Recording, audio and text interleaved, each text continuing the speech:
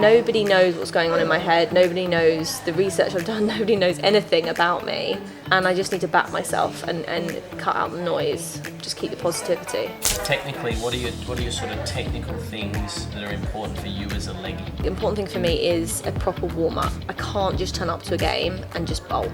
Look, you're going to get hit around, you're going to drag it down, you're going to bowl a full toss and get smacked, but you will get that consistency, you will get your confidence, and you'll be an invaluable part of your team, and you're going to take wickets. Just keep going.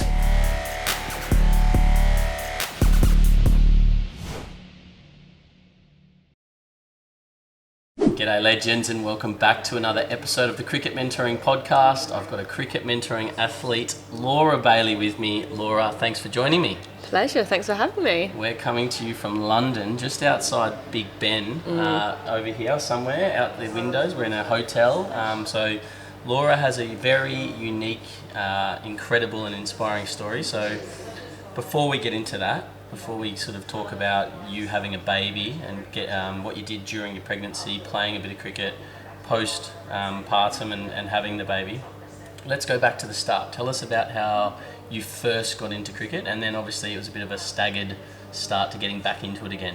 Yeah, so I mean, grew up in a little tiny village in Surrey. My brother was really into cricket, and like a lot of people I know, they grew up with not many women's cricket teams. There wasn't many like idols to look up to, so I kind of ended up playing when I was about 13, 14 for a men's team. Hated it, just got like bullied. Everything you did was because you're a girl, and I didn't really fit in, so I ended up being the tea lady. Kind of fell into that, and I thought, okay, that's it, like cricket's boring basically. And then went off to uni, and then eventually moved to London. And my flatmate was really cricket mad. I thought he was a right loser, honestly. He was like he was sat on, working from home, right? Sat on a sofa watching the test match for days, just slobbing on the sofa. I thought, that is not for me. And then one day, his team, who played in Battersea Park, which is really local to us, they were short. And he said, come on, Laura, just come. It's really social, we'll have a beer and play. And I thought, okay, fine. So I remember having a couple beers before we went out to play. And they got me to open the bowling, bearing in mind I'd never, ever bowled before. And I was just bowling these full toss pies, basically. And I got 4 wickets. And just something in me that day just reignited, like, I don't know, it's just getting men out when they're trying to smack you. It's just really satisfying. So how old were you then? I was 22. Right. And so take us back to your teenage years. Yeah. You weren't playing cricket, but you're an athletic person, you love sport.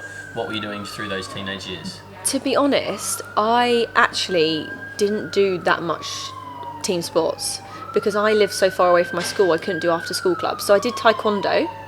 And I guess learnt discipline and mental focus from that. I did kind of running and athletics, but I definitely didn't do as many sports as I wanted to. Yeah, right. And we've got the sirens in the background. We're on the 12th floor here, but these microphones are incredible, aren't they? They pick it all up. But so then you played that game with socially. You got 4 wickets bowling your pies. But what happened next? How did you really get into the game? Yeah, so I started playing a bit more socially, and then I had a net at the Oval, and I just was absolutely smacking the ball. I had zero technique. It was just a slogfest. Why were you at the Oval? What? Well, because you can book the Oval nets, and I went with some friends, and I remember a coach from Surrey, the women's team, saw me hitting it, and he could see that I could hit it hard, and he came over and basically approached me and asked if I wanted to come for a trial for Surrey. And I thought, what? So this is soon after you just got back into it? This is really, really soon. And I definitely wasn't good enough, but, but that kind of just, I don't know, inspired me to really start practicing loads and loads and loads. And so what year are we talking there? Okay, so this would be, oh my God, my maths. I qualified in 2000 and... I don't know, like 10 years ago. Okay, so fast 2004, 2000, no, it would have been 2006. 2006? No, 2016. Maths isn't my forte. Cut that out. Okay. 2004. 2016. Okay. So then fast forward to 2018, I think we had our we first met. Yeah. We had a net session at Lord's. Yeah. And then you joined us in May 2019 in India. Yeah. So what inspired you to sort of go on this real cricket journey? Yeah. Okay. So I met you just after I had got accepted into the Surrey team, the squad, back in 2018. I played one season with them as a outswing seam bowler, and I basically got dropped after that first season, and that really knocked my confidence. So to be honest, I had a break for a bit, and then I kind of got the passion again, and that's when I joined you and thought something's got to change. I can't just be another seam bowler. I've got to have a point of difference, and that's when I was like, I think I'm going to try leg spin. Probably the hardest art ever. Absolutely. Yeah. And where better to learn it than India? Yeah, so you came and joined us on that 9-day tour back then, 2019. Tell us about your memories of that trip and what you got out of that. Yeah, I mean, you're just bombarded, all your senses, like, smell, taste, sight, passion. It was such a good experience. They obviously love cricket, and seeing the spin bowlers out there, how the wickets, pick up the spin, learning from the amazing coaches that it's literally their life. It was such a motivating, and it really accelerated my progression with leg spin. Well, we shared some videos, and we have a few times over the years of you literally learning, starting from the beginning with Naz, the great coach over at KIC, and he got you on your bottom at one point, bowling on your knees and just spinning the ball and learning the wrist, and that was really the very start, wasn't it? Yeah, and I think it's something that I feel like a lot of spinners these days, they don't actually learn to spin the ball. I think that should be the first thing, and then you can get your control. So that was massively beneficial. And I must say, credit where credit's due, you were pretty ordinary at the start. It's terrible. You were pretty ordinary at the start. I've got a few videos of you literally starting and then landing off the pitch and full tosses. And one thing I want to pick apart a little bit later is about your mindset with bowling spin and in general. But you just stuck with it. Bharvi was there, who was a professional cricketer at the time. She was a leg spinner, and I remember a few years later when you were playing, you were getting picked in teams as a leg spinner. Bharvi and I messaged and said, "Wow, did you see how good Laura is now?" So what was sort of when it got hard, when it was hard at the start, what was motivating you to keep going? Because you were in your mid-20s, you had a career outside of cricket. What was the motivation to keep getting better? It was just the self challenge.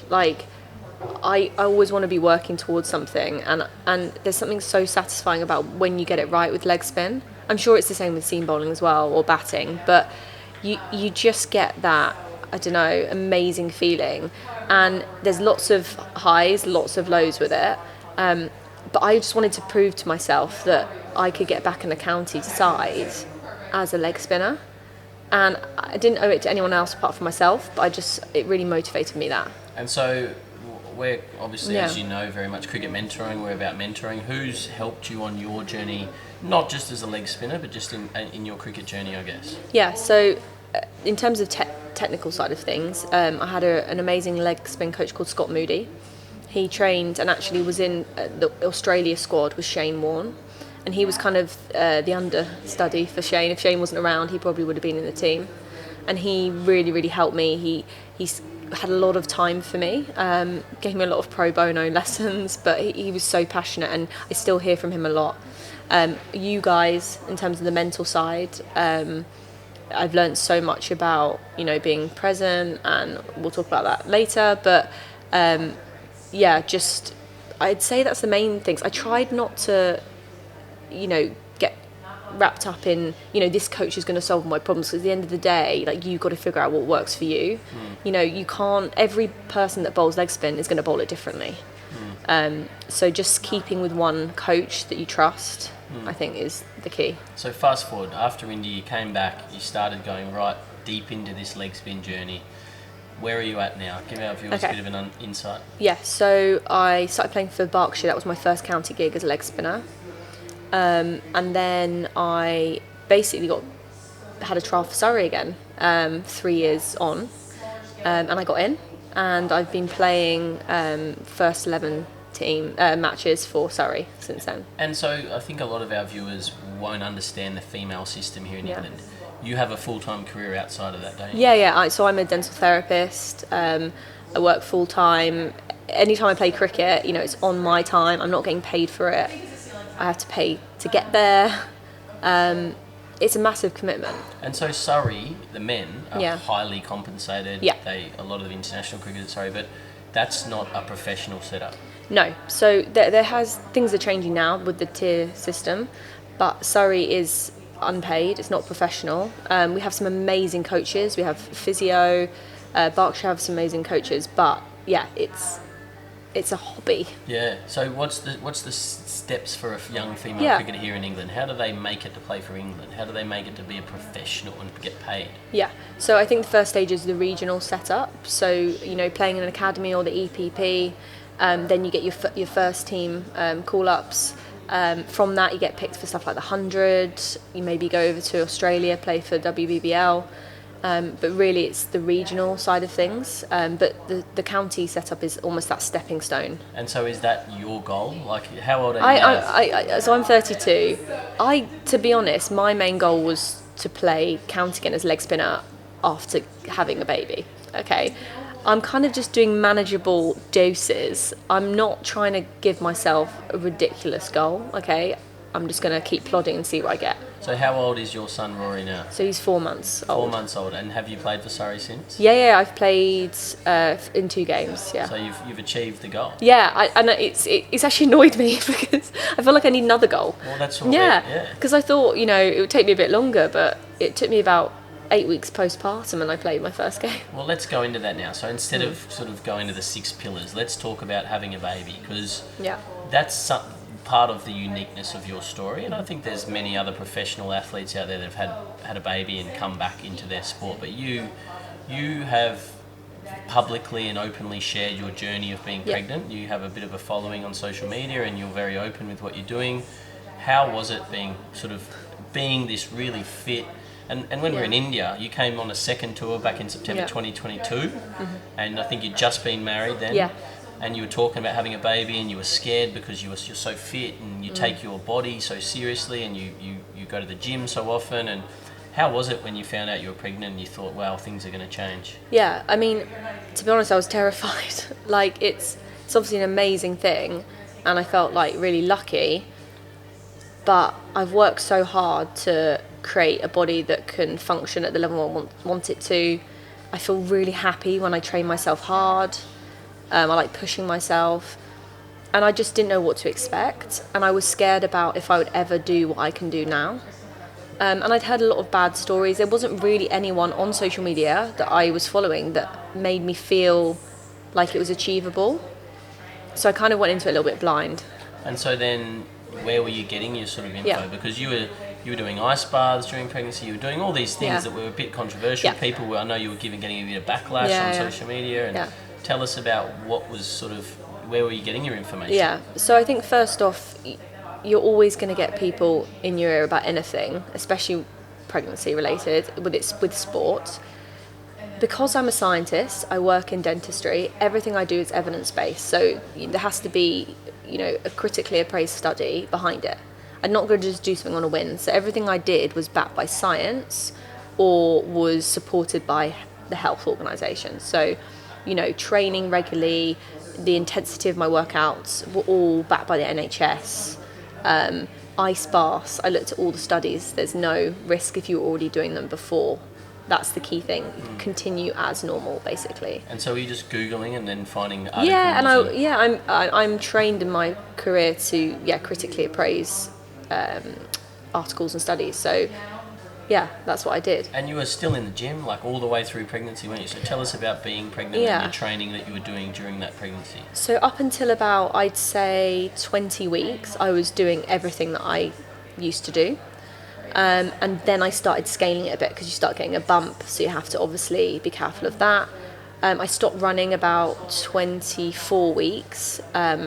because it just felt super weird. It just felt like a massive watermelon that's just on your bladder. Not nice. But then I did actually suffer towards the end of pregnancy. For the last 2.5 months, I had a thing called pubic symphysis dysfunction, which is an incredibly painful condition of your hips and pubic bone, and you can hardly walk. And that really worried me. So how did you manage that? Were you have bedbound, or were you just dealing with Pretty the pain? much. I would go for a dog walk when I could, but then the next day I'd be on the sofa. I'd be in loads of pain.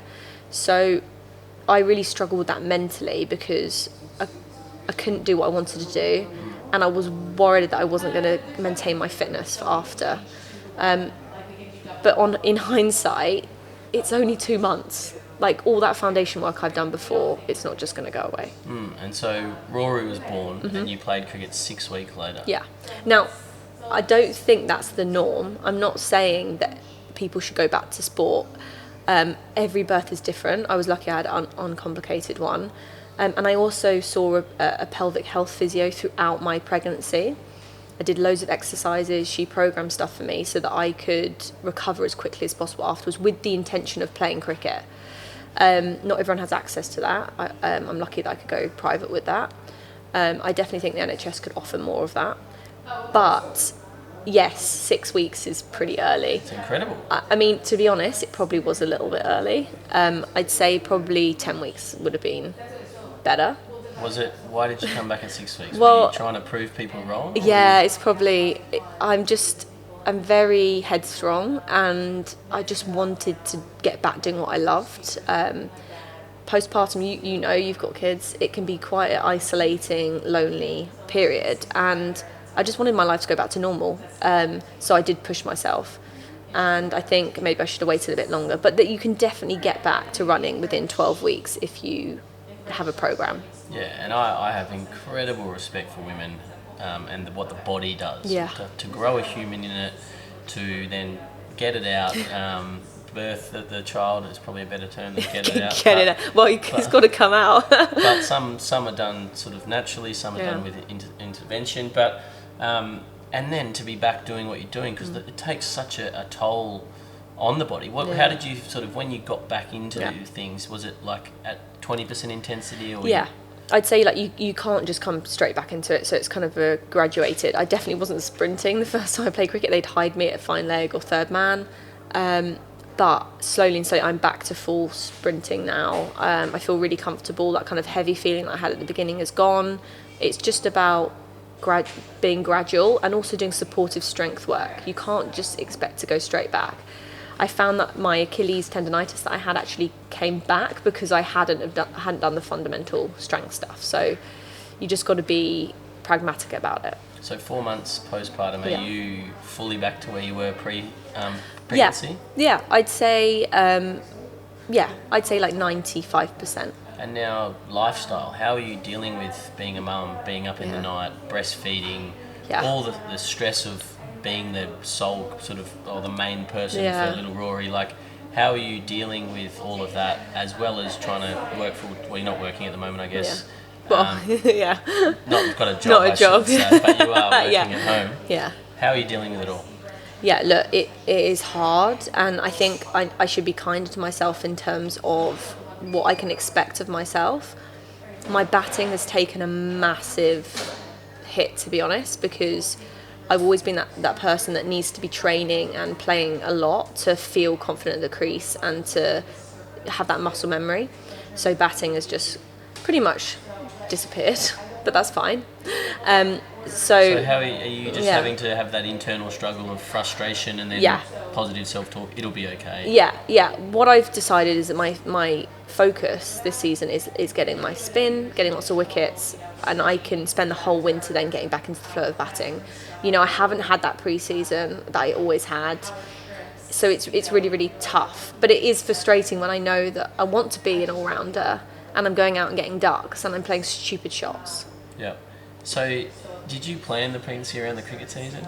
Did I play in what? Did you plan the pregnancy around the cricket season? Because you had the baby and you were back playing right at the start of the season, weren't you? I wouldn't say 100%, but it was in the back of my mind. It was like, okay, start now, play until 12 weeks. That's the end of the cricket season, September. Pop him out. and then a little bit of time to recover, off we go. And here we are. So how's the season gone so far? Yeah, so it's gone really well. Bowling has been, amazing. Got lots of wickets, key wickets. My consistency is getting really good. Fielding, I still need to get back into the swing of that. And batting, as we said, is an absolute disaster, but what can you do? Well, you just got to keep plugging You got to away. go with it. And the sacrifices they talk about having a child, one is that your batting might slip. Don't do it. Don't do it. Well, it's an amazing story, because to be back playing so soon after what is the most incredible thing a human can do, grow another person, birth another person, full credit to you, and the diligence you have in your preparation and all the years of training you've done and everything, the reading and research you did. So I suppose we better have a disclaimer that everyone has their own journey, as you said, and it's not for everyone to train all the way through and all those sort of things. Yeah, I don't want anyone to compare themselves, because, you can have different complications. You know, no one should expect you to go back that quickly. I just was lucky, I guess, and worked hard. So back to your cricket, you are an all-rounder, and I've seen you go from when we were first in India, sort of a battling bowler and batter, but you've become a very competent at both. How have you juggled trying to improve your skill set in both? Yeah, so I don't know, I really enjoy batting.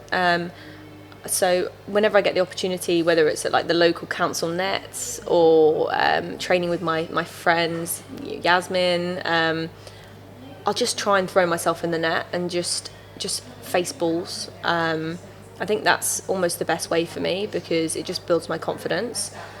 Bowling wise, I've actually kind of reduced my output this year, just so that I maintain my form in games. You know, I'm not tiring myself out. I am exhausted, not sleeping. I'm up, twice a night at the moment. It was a lot worse before.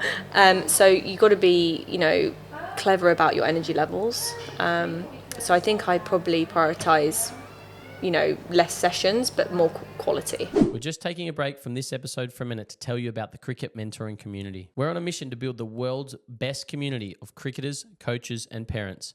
So no matter where in the world you live or what level you're at right now, the Cricket Mentoring Community can help you. If you're committed to your game and serious about becoming the best cricketer you can be and person you can be off the field, then join cricketers from over 24 countries around the world in the Cricket Mentoring Community. Get access to myself and other CM mentors and experts from around the world as we aim to teach you the 6 pillars of success: technical, tactical, mental, emotional, physical, and lifestyle, so that you can become the best you can be.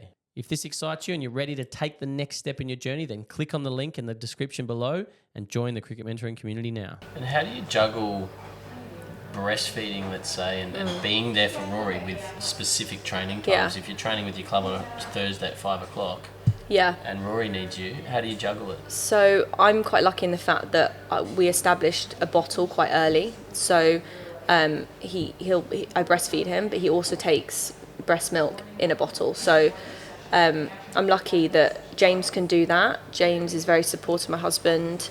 So he knows on a Wednesday when I've got club training, he's got him for the evening. I go and then I socialise afterwards, have a beer, whatever. It's really important to have that.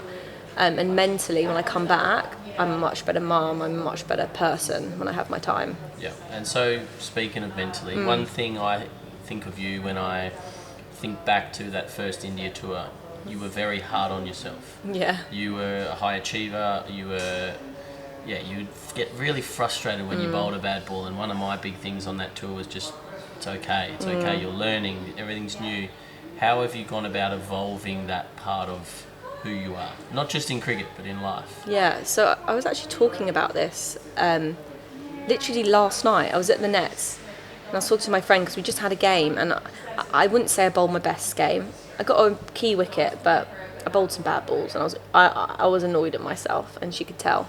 And I hadn't done that in a while. I hadn't got irritated, and I let it affect the next ball, which I haven't done for ages. So, we were just talking about it. What's helped me is kind of just being present, listening to external sounds, forgetting about the last ball, resetting, and just, focusing on what I want this ball, the outcome of it. how am I going to get them out? So do you have a mental process you're following? Are you going, because it's easy to say refocus, it's easy to say forget. Do you have a step-by-step process or checklist? Are there keywords? Are there things you're saying to yourself? To be honest, I just go back to my mark. I spin the ball twice in my hand, and I just go, "Come on, Laura, let's do this." Like, positive self-talk. That's all really. I'm not really a OCD kind of process person, to be honest. I'm a bit kind of up and down. So for me, it's just having positive thoughts in my head really help. Why do you think you were beating yourself up this time if you haven't been doing it for so long? I think it was based on the game scenario. I think, I got a duck in the first innings. That was playing on my mind. It was an important game. I hadn't bowled very well straight away up first ball, and I'd come in bowling a lot later than I normally would. So that was going on in the back of my head, and I was just tired. And I think when you're tired, you're hormonal. You get irritated easily. Yeah, you really struggle to clear it from your mind. So they're the most challenging times to reset. And actually, it is good because it means that I can learn to do it in those situations. So how are you managing being tired? Yeah. Because at Cricket Mentoring, as you know, we talk about 6 pillars of success, and one is lifestyle, and one sort of thing under lifestyle is sleep. Sleep, yeah. Because we need it as human beings. We can't function without sleep. We die if we don't sleep. So how are you managing not having the sleep you were so used to having? Yeah, so one thing is not playing as many games. So focusing my energy on the really important games, whether it's county or whatever. The other is, trying to get sleep where I can. So if James offers to take him, I'll sleep in the afternoon. Like, you've got to take sleep when you get offered it, basically. And just switching off in the field when I can and not being kind of hyper alert the whole time. I've definitely enjoyed T20s more this year because it's shorter. And the 50 overs have been a little bit harder. But yeah, it's just kind of switching on, switching off, switching on, switching off. And being an all-rounder, being a batter and a leggy, if something, like you say, you got a duck and you're holding on to that, if something doesn't go well in the first innings, how do you let go of that usually and focus on the second innings? Because a lot of kids, I think, struggle with that, where they may not perform it the way they want to in the first innings, and then they dwell on it and it carries over into the second innings. So I think you've got to remember that cricket is a combination of 1%ers, like individual moments that might change the whole game. So yes, I got a duck, but if I take an amazing catch, if I get an important wicket, I can change the game to a winning moment. So there's always ways that I can contribute. So kind of making sure that I put everything into changing the outcome of the game, that kind of refocuses me. Yeah, cool. Now we're jumping around a fair bit here, but technically, what are your sort of technical things that are important for you as a leggy? Yeah. Okay. So important thing for me is a proper warm up. So I can't just turn up to a game and just bowl. I need to bowl probably 5 overs before a game to really feel it in my wrists, to feel the flow, the rhythm. Spin is such an art form, and you have to really feel the flow. So that's when I bowl my best, is properly warming up. It's interesting. I had Corey Roccaccioli, who's an off spinner, from Western Australia on my podcast recently, and he spoke about in the warm up he didn't want to get too caught up in how he felt. He just wanted to say, I've done the work. Yeah. How I feel is irrelevant. Yeah. What happens on a morning where it's not feeling very good? So, well, actually, this is why a warm-up is so important, because if it's not feeling really good, I know myself well enough that I can correct why, okay? Because there's always something going on, whether I'm releasing it too early or I'm not following through. A big thing for me is pivoting and following through. And quite a lot of the time, I need to remind myself, which sounds so stupid, like, just follow through, Laura. So actually, I guess it depends on your personality, but for me, I like the problem-solving aspect. So yes, I might feel not 100%, but I know how to then still kind of get through it. But how have you got to that point? Because there'll be a lot of kids listening or parents listening, and they're not anywhere near that point. You're obviously older, you've got a brain that can function and problem solve quickly, you've got the experience behind you. How have you got to a point where you can just figure things out quickly? I think you've got to break it down and keep it really, really simple. That you should have like 1 or 2 cues that you have to reset and to bowl a good ball. Okay, you don't need hundreds of things going around in your head. For me, it's the follow through. It might be for someone else, snap your front leg or whatever. If you can just hold on to that one thing that helps, I think that's how you kind of get through. Yeah, brilliant. Now, we'll have professionals who are listening to this podcast, and you, let's take before Rory, you were juggling, working full time and pursuing your cricket. But trying to play at the highest level possible, trying to be the best you can be. How did you manage having a career, having a relationship, being married, having a social life, and pursuing your cricket? Were you getting up early in the morning? Were you staying late somewhere? Were you spending all weekends doing it? How did you get the most out of yourself in all facets of your life? Yeah, so I think with anything, it's the 10,000 hours, isn't it, to be like good at something. You have to make sacrifices. I can't be good at everything. I was working hard in dentistry. I obviously came to India. I put a lot of investment into that. But you do get burnout. So I do think kind of just focusing on a few things and not spreading yourself too thin is the best. But yeah, I was getting up early. I was going to the gym at like 5 a.m. I was training multiple times a week. I was playing as much cricket as I could, my body would allow. Coaching, as much as I could. You've got to put all your time into it if you want to make it. Not just time, resources. Yeah. You're investing in things, of course, tours and coaching yeah. and all, everything. It's if you want to be the best you can be and reach full potential, and you've got so much goes in, doesn't it? Yeah, 100%. Now, the other part of sort of what you've done in the recent years, I guess, is you've grown a bit of a social following. How has social media impacted you, and the positives and negatives of building your sort of following across socials? So I'd say it's taken a bit of a backseat since having Rory, but before then and going forwards, I'm going to continue. Social media can be such a great thing. I have an amazing community of people from all around the world. I have a lot of people in India, Australia, New Zealand, and it's just so nice to see people relate to things that I do, whether it's struggling mentally because you've had a bad game, or just my journey through leg spin.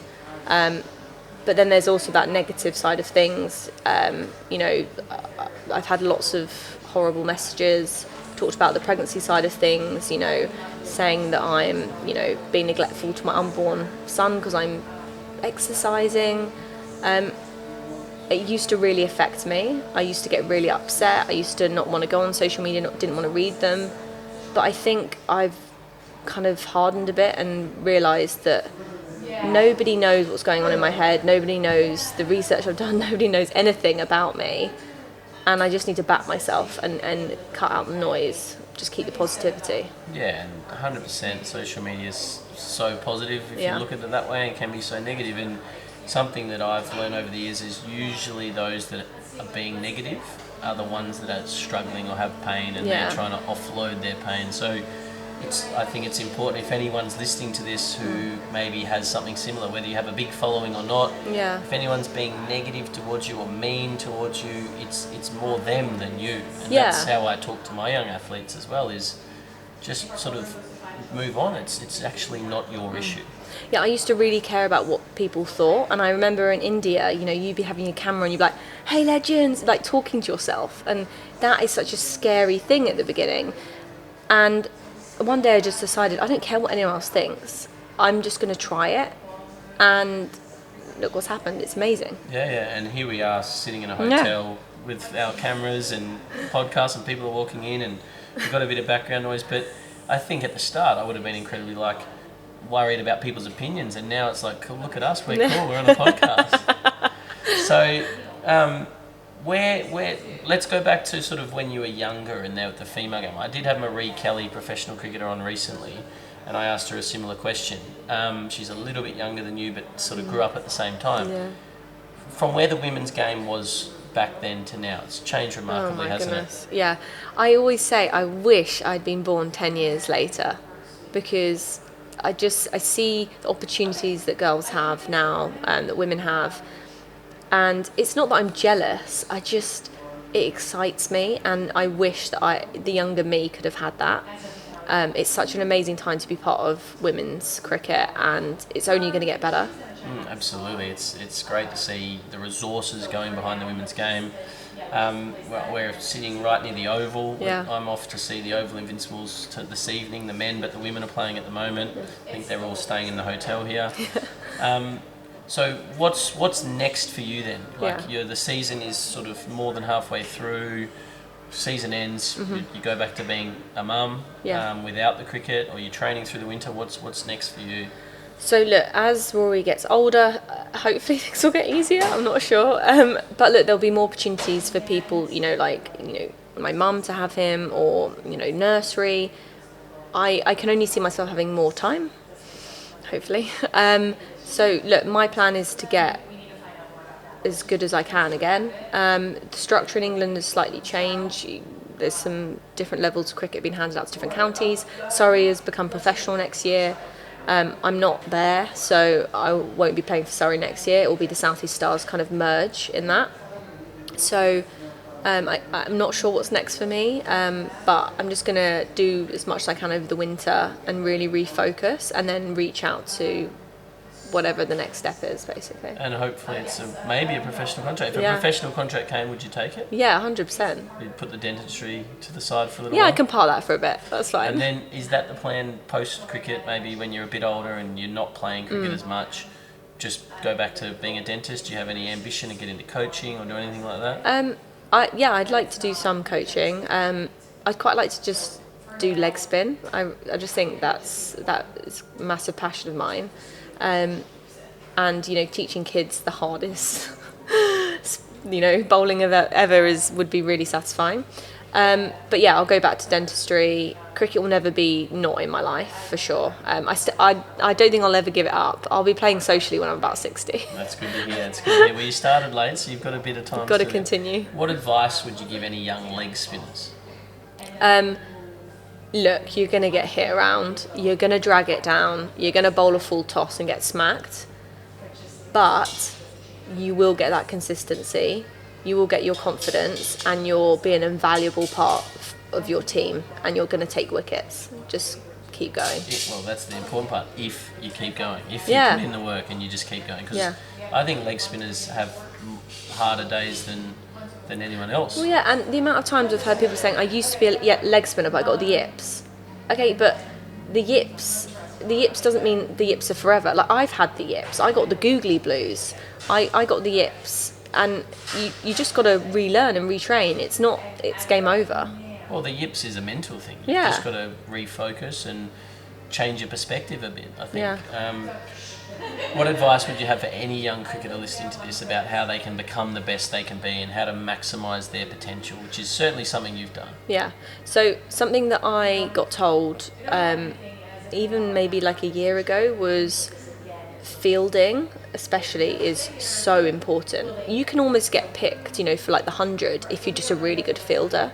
So yes, focus on your batting, yes, focus on your bowling, but don't neglect fielding. If you can become a specialist fielder, you'll get picked. Brilliant. And what are some traits you've seen from some of the best players you've seen in the female game? Are there any common traits playing with and against some sort of pros or semi sort of pros? Yeah, so I would say they almost like play the game with a smile on their face. Like, they're just enjoying it. They're not hard on themselves. They're not trying to, get 100. Well, obviously they're trying to get 100 each time, but they don't have those kind of preconceptions on themselves. They're just going to go out there and play. Yeah, and that's exactly what I sort of try and teach young athletes, is that the best athletes, they have a hunger, but they also accept it might not happen today. Yeah. And then they have optimism that it's coming at some point. Yeah. So it's hunger plus acceptance plus optimism gives them this freedom. Yeah.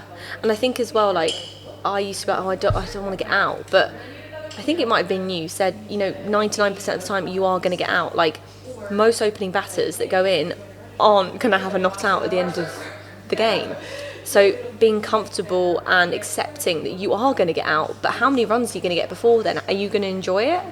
Exactly. Or are you just going to fear the moment you get out? Exactly. And I did some research a year or so ago, so it's outdated data, but Virat Kohli gets out 95% of the times he bats in Test cricket. Steve Smith was 90% of the time. Yeah. And they're the greatest players that have ever played the game, so it's spot on. Anyone listening, you've got to just understand that is part of batting. Yeah. And it's how you deal with it. How are you going? How do you deal with tough days now? Is it something that's gotten easier over the years? Yeah, I'd say, like, to begin with, it would take me a good week. I'd be constantly thinking about it. I'd get annoyed at myself. I'd replay the moment. I think now I've decided, it's almost like it's a personal choice. You have to decide to forget about it. And now I've decided to focus my energy on performing in the next game rather than rethink. It's good to reflect and be like, okay, I could have done this differently, but you can't change it, so forget about it. Yeah, well, I love the saying, learn and forgive and forget and move on, because any energy you've spent focused on the past is energy wasted, and you want to be putting that energy into something you can control, which is how do I get better. Yeah. And it's the same, like, if you don't get picked for a team, like, you get that kind of frustration. Yeah, and you feel upset, sick, and you hurt. get upset. Yeah. But now I'm like, do you know what? That's out of my control. Like, all I can do is do the best that I can do in the game that I get picked for, and that's it. And having Rory must now give you incredible perspective. Yeah. That's something that, like, it seems the Aussie cricket team is full of parents, fathers, men's I'm talking about, and it seems like it just, and for me as well, like, going home to the kids means the rest of the stuff that's going on. It's just really, noise, isn't it? well, it just reminds you that it's just a game, and they sort of love you no matter what. Yeah. It's like, I remember you telling, well, we went through it, cricket mentoring, about mental stuff, and I remember you saying, I'm Laura Bailey and I play cricket, not I'm a cricketer. Spot on. Yeah, Spot because on. that doesn't define you. Exactly. Yeah. See, you rub off on me. Well, that's what we hope to do here at Cricket Mentoring. Look, we're going to wrap up. I think it's been so insightful. I think your story is unique. Well, not unique, because there must be so many women out there that have been through something similar. But in my world, in our community, to have followed it from the other side of the world. And one thing I want to give you credit for as well is how raw and real you've been on your social media, and how you've let people in and you've been vulnerable. How did you first sort of feel when you were putting something out, being really vulnerable? Because that's not something I've really done.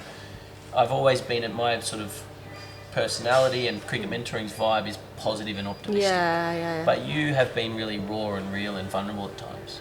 I think it helps people. Like, I get so many more messages and that community feel when I'm just myself and I'm open and honest, and I think it definitely helps people. Absolutely. I've seen it from the other side as well, so I think once you do it once, it becomes more comfortable, and then you realise that you are helping people. The amount of people I've had messages from that have struggled with similar things that I've had, or have had horrible messages, or worried about, professional cricketers that are worried about getting pregnant because they're going to get dropped, or they're going to, and they said, Laura, you're inspiring me, can I ask you about this, can I ask you about that? That motivates me, because I'm helping people, educate themselves. And so, no doubt your advice to, what would be your advice to any lady out there thinking about having a baby, but thinking it not just in sport, but in their life, their professional life? What would your advice be to someone, how to handle that, that anxiety or worry around what could happen? I think it's very difficult to know what's going to happen. It's completely different for everyone, but don't be as scared as I was led to believe. The body's an amazing thing. It's designed to do this. You can train for pregnancy, you can train for postpartum. I'm so glad that I was strong before I can pick Rory up without hurting. I don't have bad back pain. It goes so much further than just sport. That being said, it does change things. Your perspective changes. So, if you are a professional cricketer, I would play as high level as you can before you have kids. And then when you are potentially willing to slow it down, have kids. Yeah, well, as I said a few times, it's unique, it's inspiring, and hopefully anyone listening to this, there's someone out there that will get a lot of motivation out of this, a lot of help, a lot of positive energy from you and your story. So it's been great to follow your journey, and I know it's still got a long way to go. But congratulations on everything. Thank you. And I wish you nothing but success on and off the field for a long time to come.